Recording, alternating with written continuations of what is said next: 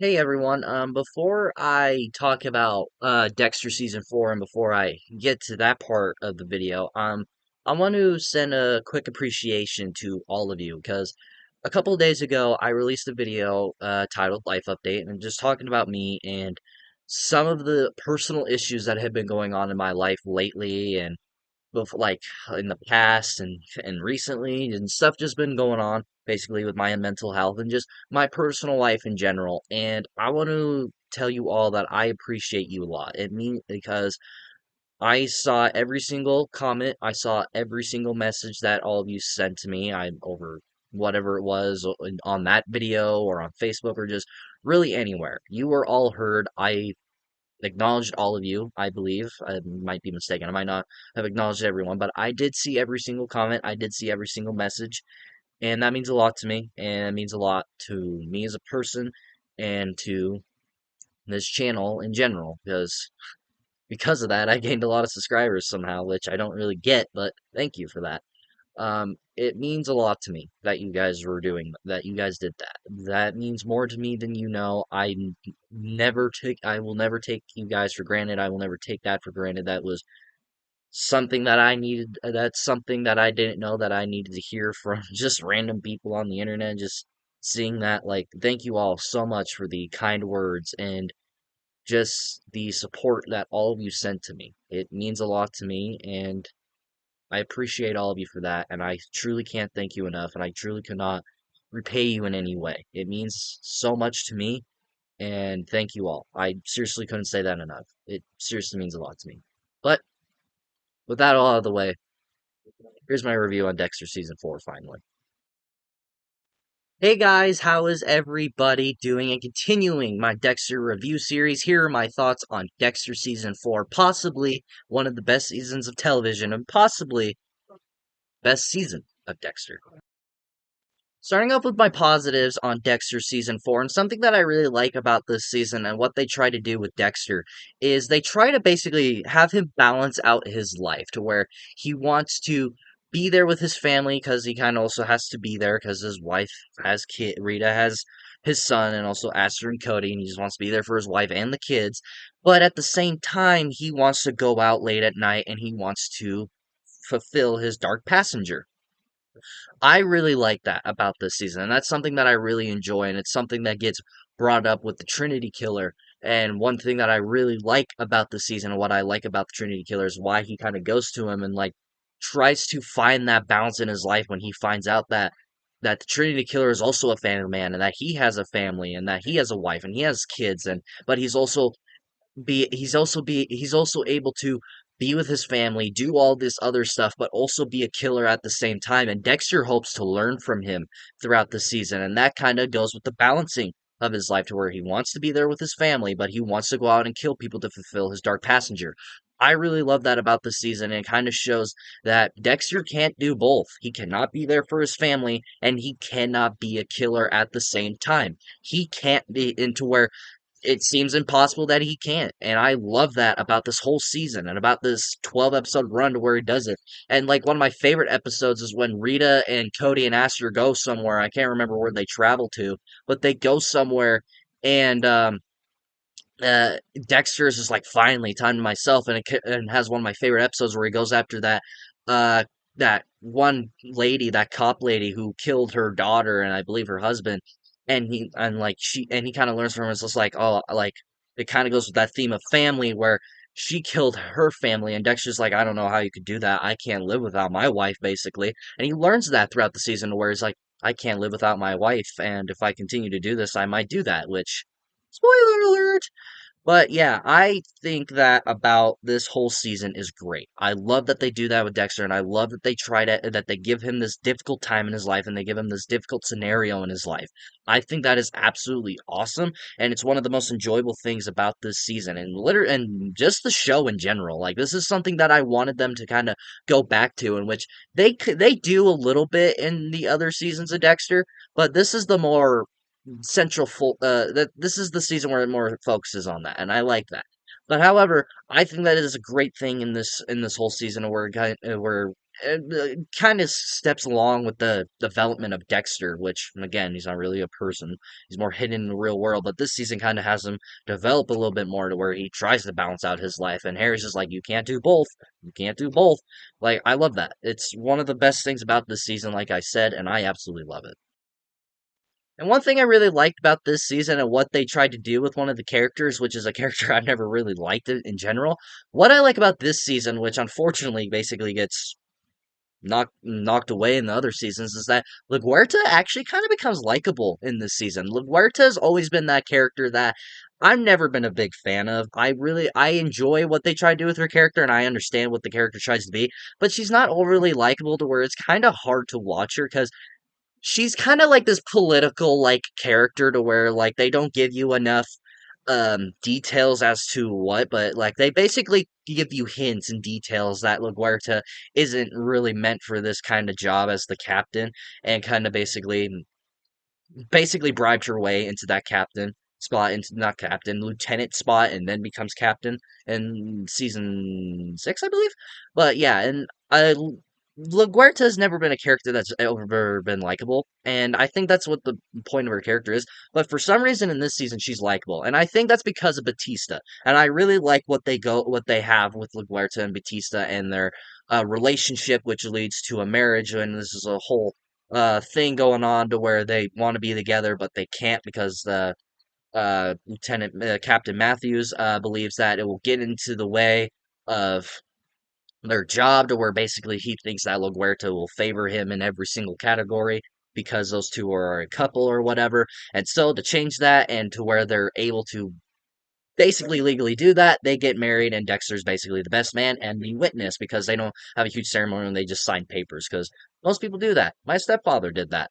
But yeah, I think that the fact that they try to make LaGuerta likable, I really enjoyed that, and it made the season, and I think that's what makes this season one of the more rewatchable ones because every single character in this season is a lot of fun to watch. Rita's a bit meh, a little bit, but I think the fact that they try to make a character that's not likable in the first 3 seasons and a character that you really don't care for and is basically a political character makes her fun and actually kind of makes her watchable. And I really like that. I really like that they did that. I love that whole thing going on with Batista and LaGuerta, which, again, kind of just shoved to the side in other seasons and kind of just give up on that pretty fucking easily, unfortunately.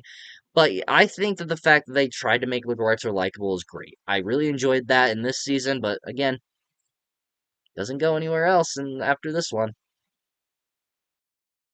And I didn't talk about it when I reviewed season 3, but because they didn't do it as much in that season as they do it in here. But I love the idea of Harry as this guide and as the passenger of Dexter, which ended up being a continuing factor within every season of Dexter, and even going on to which is now the current Dexter show, Dexter Resurrection. Harry's even the guide of Dexter in that show as well.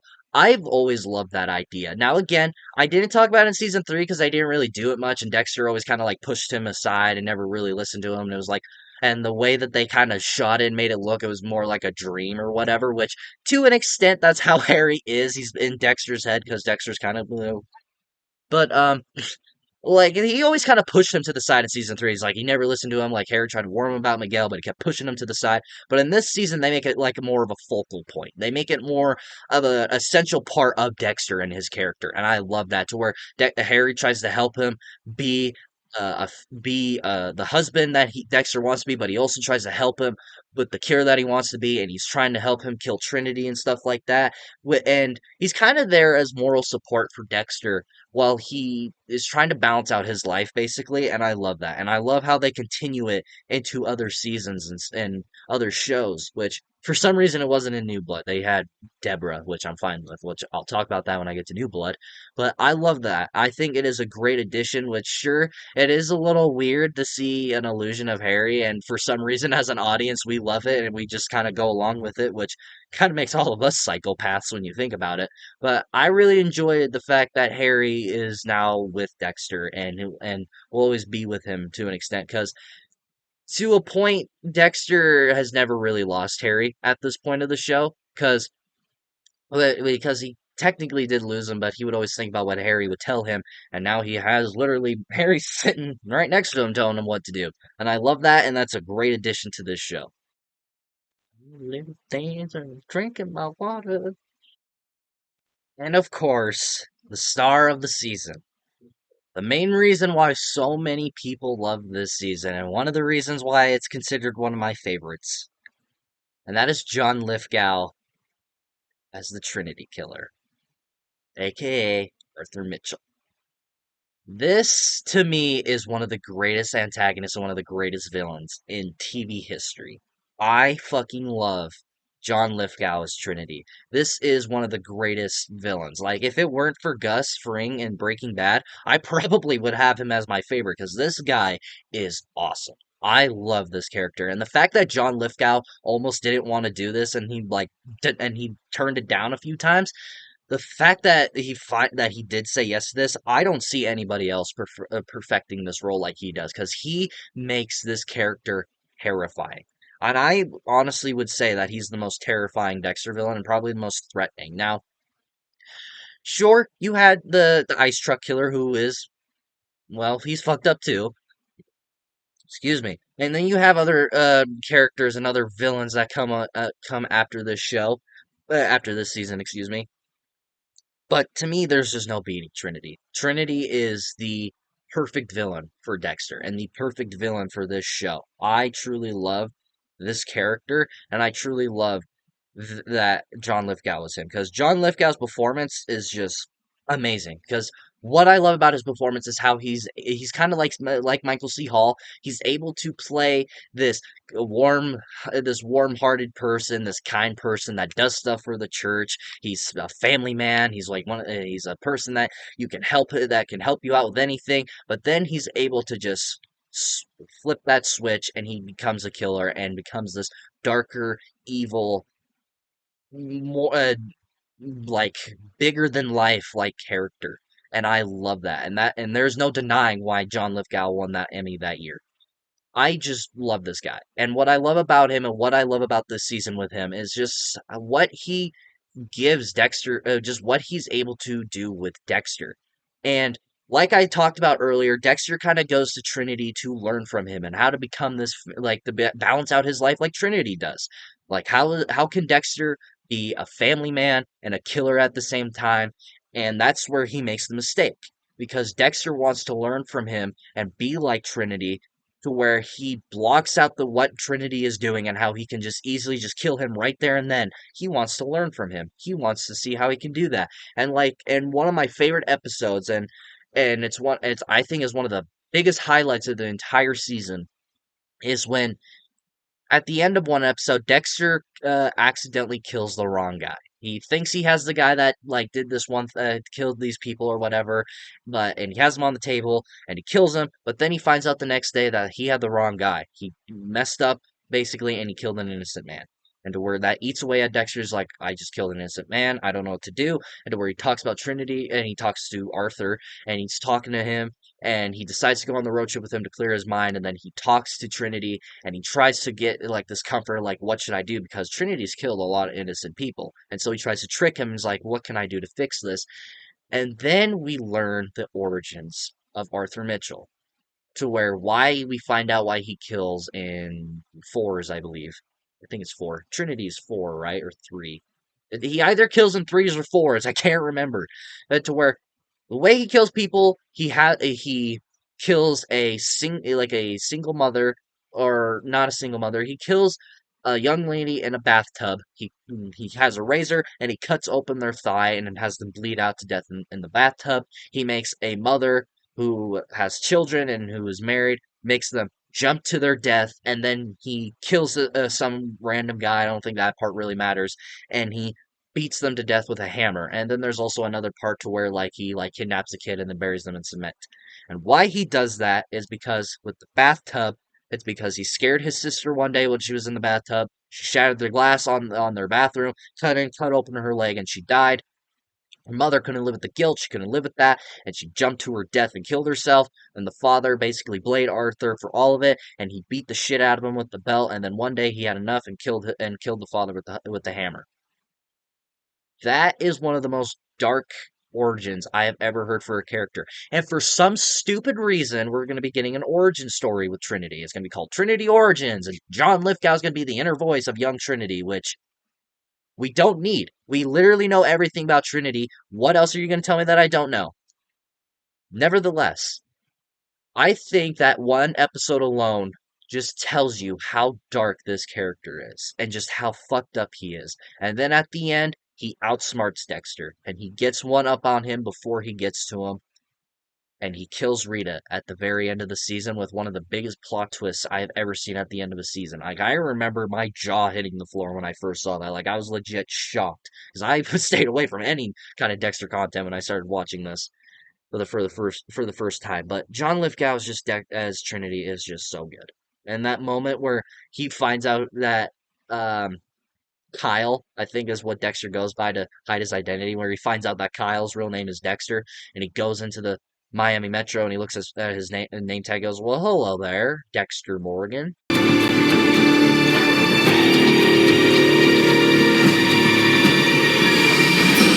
Hello, Dexter Morgan.